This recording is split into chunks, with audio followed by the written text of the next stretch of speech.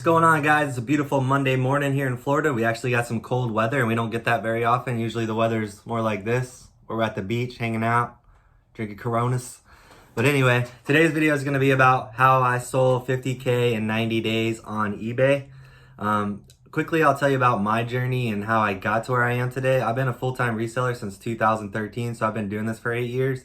I've sold about $1.2 million on eBay in that time period, over 30,000 items. So along the way, I've learned a lot of different things that I can share with you guys today to maybe, I know you're somewhere on your journey, and I want to help you, just continue this positive upward growth like I'm always trying to do, always get better, be better, stay positive, good vibes, you know what I'm talking about. But anyway, I started this business 8 years ago. I was in college and I started as a side hustle. I worked at a country club. I just wanted to make a little bit of extra income. And I stayed diligent. I was working hard, trying to figure out new ways to obtain inventory to put on eBay and make some extra money. And then what didn't take me too long before, at my regular job, my regular part-time job, I was making like $400 to $500 a week, mostly closer to $400. And it didn't take long before reselling, I started making about $400 a week too. And I'm in college full-time and I have a part-time job and I'm still managing to squeak out hundreds of dollars in profit with a side hustle. So that's when I kind of got intrigued and was like, man, maybe I could do this full-time. So I worked at that country club. I ended up getting my bachelor's degree in business management and I was gonna go look for a job and I said, you know what? I got a couple $1,000s that I've saved up. I'm going to see if I can make this eBay thing work. It was kind of a crapshoot. I told myself, if this doesn't work out in like 6 to 8 weeks, I'll go get another job. The rest is history. Just the pressure of having to make sales and having to succeed or go get a regular 9-to-5 style job is what really put a fire under my ass and motivated me to keep going. So that's how it all started, and this is, several years later, so there's been a lot in between. I don't want to sit here and talk about myself for 20 minutes, so we'll get right into it. And the crazy thing is, for the first 4 or 5 years I was a reseller, I didn't even know that there was reseller YouTube channels. So I learned it all through hard knocks. I didn't have any friends or family that did this. I just kind of started it on my own because I was selling stuff out of my house, like old video games and stuff, for extra money.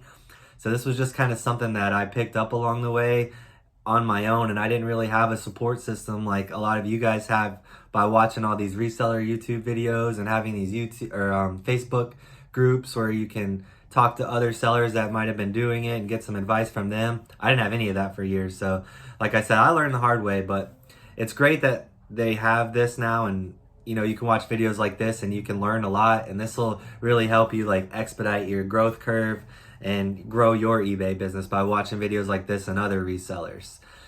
So when I first started running my business, I was actually buying these high-end kitchen knives on eBay, sets of them, sets of 10 or 15, and then I would break them down and sell them individually, and I was actually doing pretty good, probably making 30 to 40% profit overall. It really wasn't a bad gig for what I was doing.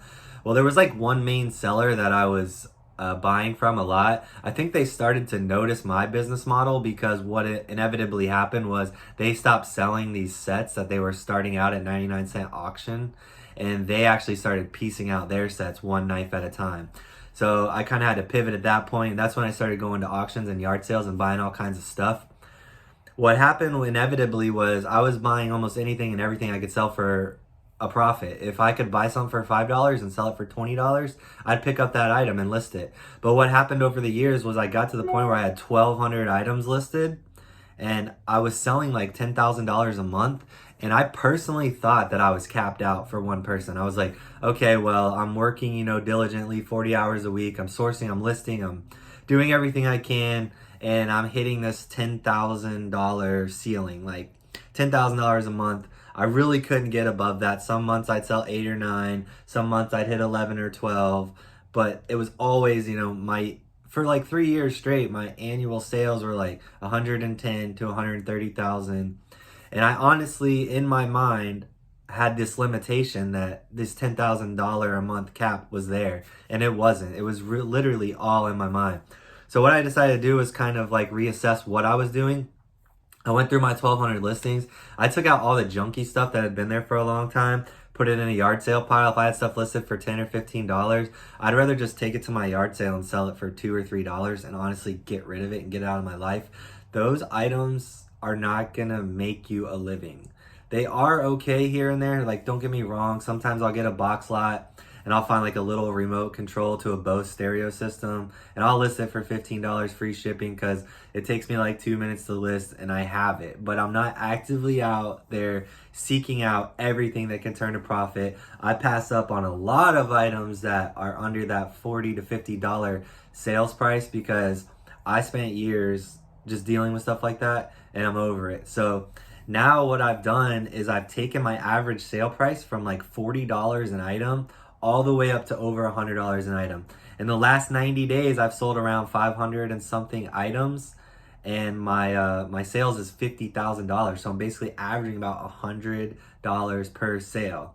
I'll go ahead and show you right now my homepage on eBay to show you the kind of sales that I'm generating.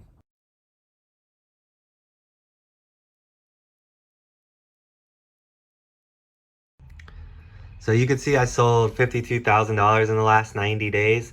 Also, I want to show you the kind of items I'm sourcing now to give you a better idea of like what kind of things I buy. So like here's the Kenwood receiver. I paid $10, sold for $65. Here's a Mack Truck Bulldog. I think I paid $10 for him, sold for $60. This is a Hexagon Concertina, excuse me, accordion.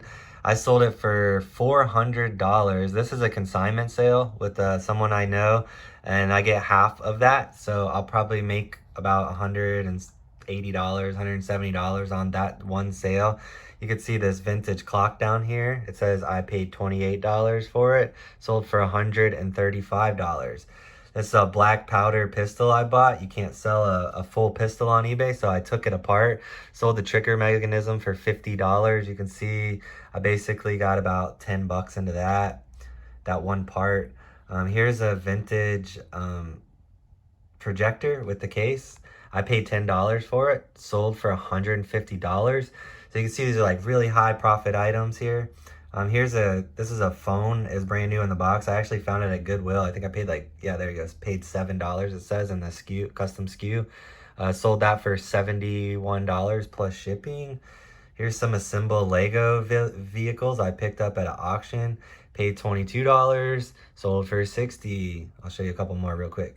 Here's a Breville juicer I got at a yard sale for $20, sold it for $150 plus shipping.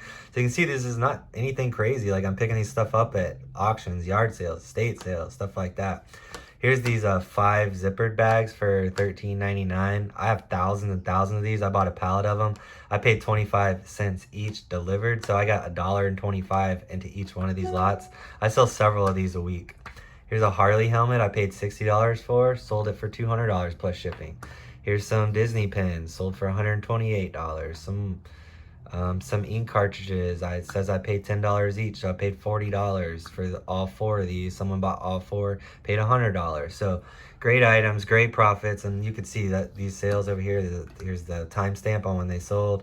Ship November 2nd, ship November 2nd, ship November 5th. So all these sales I just showed you are just from a couple day period. So now I'll get into the juicy stuff that you're all watching this video for. How can you emulate what I'm doing? How can you get these kind of sales numbers? Well, I did mention earlier the average sale price is very important. If you have a low average sale price, say you're sourcing clothes and your average sale price is $20, you're gonna have a really hard time scaling and getting up to like big numbers where you're bringing home big profits. I don't sell hardly any clothes. I don't like clothes. They sit for a long time. And if you sell clothes and you're doing a great job, that's more power to you. Everybody's different. Everybody has different likes and dislikes. So don't think I'm knocking you if that's your business model, because a lot of people know a lot about fashion and they know what to buy and they're probably doing a great job, kind of like Rally Roots. But I personally am not that person. I do a lot better with hard goods, antiques, collectibles, as you can see the kind of things I'm selling here. So the most important thing you can do right out of the gate is start sourcing and listing regularly. Go to yard sales, go to estate sales, and you don't have to like get these big hauls every time. Like A lot of times I'll go to yard sales on Fridays and I'll go to 3 yard sales and find 4 items. And that just adds to my list of what I have listed on here. And you can see with that juicer, I picked it up at a yard sale one day. It was the only yard sale I went to and the only item I picked up. I was just driving down the road. I was like, oh, there's a yard sale sign. I'll swing in. Pulled in there, was there for 5 minutes, found that for 20 bucks, sold it for $150, made over $100 profit for literally nothing. So you got to be out there sourcing. And the important thing is listing these items. A lot of people, they're like, oh, I don't like the list. So inevitably what they do is they start doing this and they just source and source and source, and they automatically get this death pile. Once you have excess inventory that you haven't listed yet and you're still actively sourcing, you start to get overwhelmed and you start to feel like you're just spinning your wheels. So sometimes you literally have to take a couple weeks off from sourcing and just list all your items. And a lot of times you'll be blown away at what you find in that death pile, or you'll think something wasn't worth that much and it'll end up being a $50 or $60 sale. So don't let things sit around and don't let things pile up, because that's just going to make your life more difficult. It's going to be harder to run a successful business if you have all this clutter in your life. And I'm bad about it too, but over the years I've found really good outlets to get rid of a lot of inventory. If you watch some of my previous videos, like I've talked about that. So sourcing and listing regularly is very important. And then avoiding the death piles is extremely important. You don't want to be overwhelmed with all this junk that you don't know what to do with. If you do end up with a lot of junk and you don't think it's worthy of going on eBay, have a yard sale.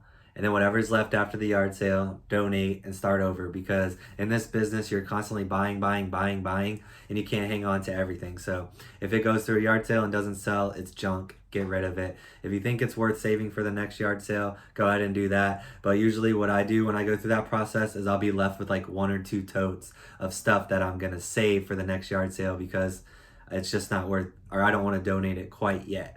So that's a way to kind of manage the inventory you have coming in, and it's important because you need all the space you can get, especially if you're working from home or out of your garage or an office or something like that. So the next thing you can do is you want to keep the things you do have listed. You don't want them to just fall into obscurity if they're not getting views, watchers, or any kind of impressions.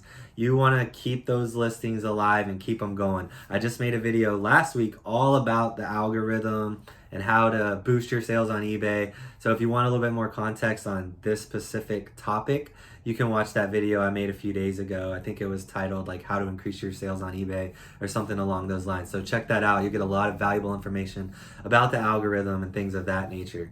So the ways you can boost sales with your existing items is you can send offers, which eBay gives you that option. So send offers as often as possible.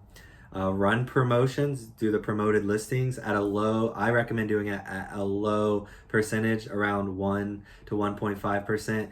If you're doing like 1.2, 1.3, 1.5, you're going to get a little bit more impressions and exposure than the person that is doing the rock bottom 1%. That's why I suggest that. eBay is going to suggest you do like a crazy percentage, 5, 8, 10%, but most of us don't want to give that much of our profit back to eBay. So I just recommend doing promoted listings with a low percentage. That's worked for me, so that's what I would suggest. I'm not an expert by any means, but that's just my suggestion. You can run markdown sales where you take a bunch of items in your store and mark them down 10, 15%, or the markdown sale will give you an option to do a dollar amount, so you can mark the items down by $5, whatever you're comfortable with. But run those markdown sales. It seems to trick the algorithm, give you a little bit more impressions and exposure. Every time I do it, I get more watchers, more offers, more activity. It just boosts everything within your store. So make sure you're doing the markdown sales. And then also those sales run for an extended period of time, maybe like 2 weeks. So if you run a sale for like 2 weeks, the sale stops. Go ahead and slash your prices, your actual prices. So say you run a sale at 10% off, you have this $100 item, your sale price goes down to 90. The item still doesn't sell after the sale. Go ahead and slash that hard price to like $85 or $88 or something that you think is going to get you more in that range where that item might actually sell through. So you need to go back every week or two. I don't do this very often. Like I'll do this every couple of weeks, or once or twice a month, where I'm going in there and starting or doing promotions or running a new markdown sale or slashing prices. So each one of those things I probably do like once a month. So it doesn't take a lot of time, and it's tremendous results. So that's something you definitely want to do. And the most important things you want to do is avoid negativity. I'm in a lot of Facebook groups, and I just see all, oh, my sales are so bad, wah, wah, wah, cry, cry, cry. I don't want to hear that. Like, that's ridiculous. As long as you're out there sourcing and listing and actively doing the things I'm talking about here, you won't fail and you won't have these crazy sales lulls. Like, it's important that you stay active, you stay positive. And what I need to tell you is that if I just stopped right now listing stuff, my sales would plummet. The most important thing that you can do is get new quality inventory and list it in a timely manner. Because at least half the sales that I get are items I've listed in the past 1 or 2 weeks. Say I have 600 items listed right now. If I list 40 items today, and then by next week I've sold 40 items, like 10 of those items are going to be the items I listed today. Newly listed items just give like new breath to your store all around, and a majority of your sales are going to be items you've recently listed, and then the sales, like the old items that I've been on there for a month or 2 or 3, those sales will trickle in. So if you just stop sourcing and listing, your store is going to go dormant and it's just going to be a downhill slide. Avoid the negativity of, don't listen to the people that are saying eBay sucks, the fees are so high, I don't like this, I don't like that. That is just straight negativity. Look, I love eBay. There's certain things I might not like about the platform, but ultimately they pay my bills, feeds my family. I absolutely love eBay. I'm so thankful. It's a excellent marketplace with global reach. Like these items, some of these items, like say that projector right here, I sold for $150. If I put that on Facebook Marketplace in my local area for $70, people would laugh at me and make fun of me and say like, oh, there's no way you're gonna get $70 for that old projector. Thing's a piece of junk, might not even work. So don't listen to those people. Don't do it. Avoid the negativity. But anyway, and the last thing is work hard, work diligently, stay in the fight, stay in the game, whatever you want to say, whatever little cliche saying you want to do. But it's important that you work hard, you source, you wake up early, get your day started. If this is your side hustle and you have a day off, make sure that you make the best of your day off. You package your stuff up, you run your packages, you answer questions, you make drafts, you take pictures, you do everything you can to keep an active account and you keep it going. That's pretty much all I got for you guys today. If you like videos like this, my name's Justin. I'm a full-time reseller. I do sell on Amazon and Mercari. All the videos I've made so far have been more eBay based because that's where 90% of my income comes from. So that's where I'm most knowledgeable, but eventually I'll share a little bit of insight with you guys about Mercari and Amazon when I have a little bit more time to make some videos on those subjects. But thanks for watching. I appreciate it. Like, share, subscribe. Check out my other videos if you haven't already. Appreciate it. Have a great week. Peace.